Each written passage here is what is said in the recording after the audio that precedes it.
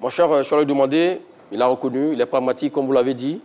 Il y a des erreurs techniques qu'il va falloir corriger. Absolument. Parce que là, il le reconnaît.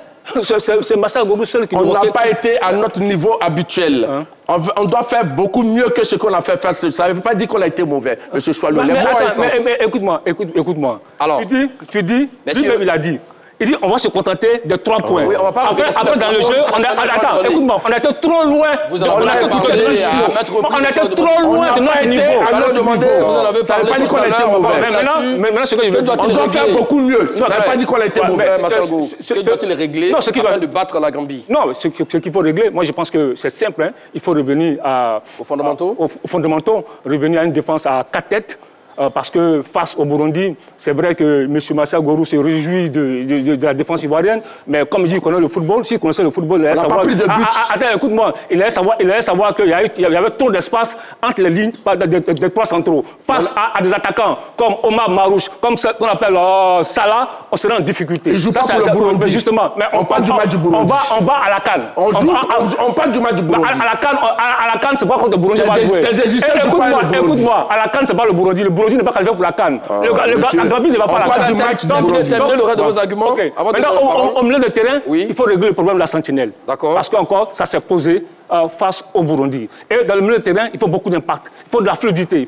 Il faut de la justesse technique. Le jeu, ça marche au milieu de terrain. Donc moi, je pense que la relation entre le milieu et l'attaque, il faut revoir tout ça. Et puis, il faut revenir à nos fondamentaux, le jeu de couloir avec des ailiers, comme Simon Adingra, comme Nicolas Pepe. Écoutez, il y a beaucoup de problèmes dans cette sélection qu'il va falloir régler. Non, mais toutes les équipes du monde, il y a toujours, on améliore l'existant. Il n'y a jamais de perfection. Même l'équipe de France, même l'équipe d'Argentine, ils ont des difficultés. Maintenant, ce que je vais dire, pour le match face à la Gambie, on va revenir au 4-3-3. Vous savez pourquoi? Écoutez-moi, vous savez pourquoi? On revient sur le 4-3-3. Parce qu'on ne joue pas contre le Burundi, qui, offensivement, est plus faible que la Gambie. La Gambie a Moussa Baro, a Mente, qui a Braton, qui a mis Adingra sur le banc de touche. Donc, c'est des joueurs de qualité.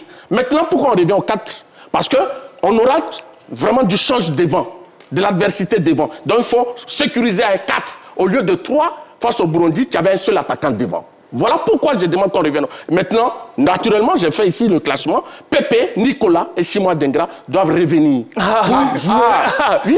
Donc, c'est le classement que j'avais fait. Ils doivent revenir. C'est le classement que j'avais fait.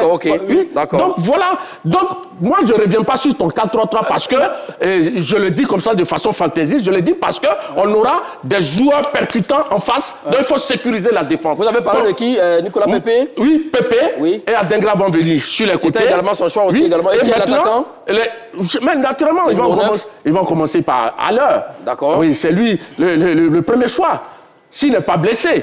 Donc ici, on revient au 4-3-3. On a joué le 3-4-3 parce que, en fonction de l'adversaire qu'on a eu au Burundi, on n'a pas le même adversaire aujourd'hui. Mais monsieur Massa Gorou, le 3-4-3 n'a pas bien fonctionné. L'animation a été mauvaise contre le Burundi. On l'a gagné.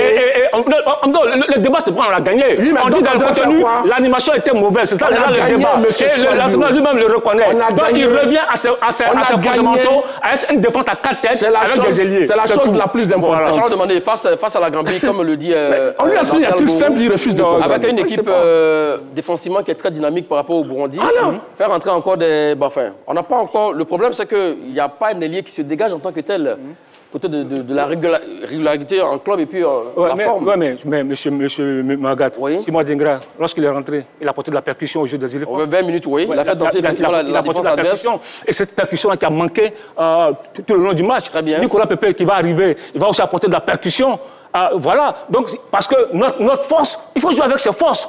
On a des qualités dans le jeu des couloirs. On a des ailiers qui vont très vite, qui sont capables de déstabiliser. Vous tous, vous criez un peu Evan Guesson, qui est le buteur du match aller, qui joue aussi sur le côté également. Vous avez parlé d'Adingra et Nicolas Pepe. Et à l'heure, Evan Guesson, il peut l'un des couloirs. Dans l'animation qui a été mise en place, il a joué sur les couloirs. Mais je pense qu'aujourd'hui, il faut des joueurs qui sont un peu plus rapides.